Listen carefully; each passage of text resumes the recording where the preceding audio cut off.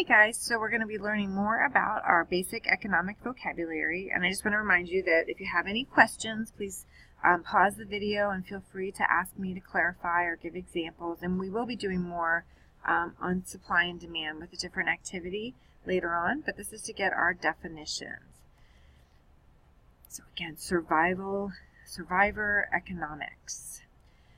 Price is determined by the interaction of supply and demand. Price is the amount of money exchanged for a good or service. And you guys know price as you go into a store and they tell you how much something costs, and that's what the price is. But when a person who's making a good or service determines the cost or the price of something, they go into a lot more detail and use a lot of economic theory to figure out exactly the right price to charge you for something. And they do this by looking at supply and demand. Supply is the amount of each kind of good or service available to consumers. Producers will make a certain amount of available based on what they're willing and able to offer for sale at each possible price during a given period of time. So this is what they're willing to sell at a certain price. They might be willing to sell something for $100, but if you said, I'll give you $5, they're not going to give you that. So at that price, there's no supply. At $100, there's a much higher supply.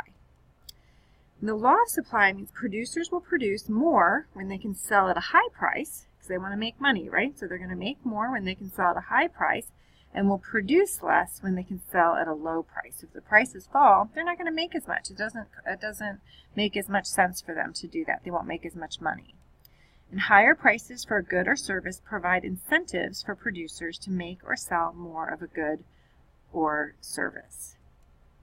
Lower prices for a good or service provide incentives for producers to make or sell less of a good or service. So if the price is low, they don't have as much incentive. They don't have as much reason that they're going to want to provide that good or service. Demand is more about the consumers. Demand is the amount of a good or service that consumers are willing to buy at a different price during a given period of time. So again, if something's $100, you might be like, no, I'm not going to buy it at that. So then there's no demand. But if they say, okay, it's $50, like, okay, I'll consider that. Maybe I'll buy it at demand if it's $50 price. And if they say it's $10, you're like, yeah, there's a big demand for it. I want to buy lots of them and stock up because if they're such a low price. So the law of demand is that consumers will buy more of a good or service at lower prices and less at higher prices. Higher prices for a good or service provide incentives for consumers to buy less of a good or service, right?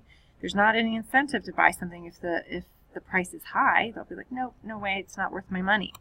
But lower prices for a good or service provide incentives for consumers to buy more of a good or service. If they lower the price, there's more of a demand. I want to buy more if it's at a low price.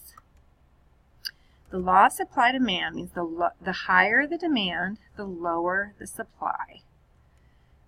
The higher the price. The lower the demand and the higher the supply, the lower the price. So in other words, if there's a big demand, everybody wants that new brand of shoes, but there's not very much supply. Let's say there's only one pair of shoes. People might say, hey, I'd spend like $1,000 for that pair of sneakers because I really, really want it, and there's only one pair.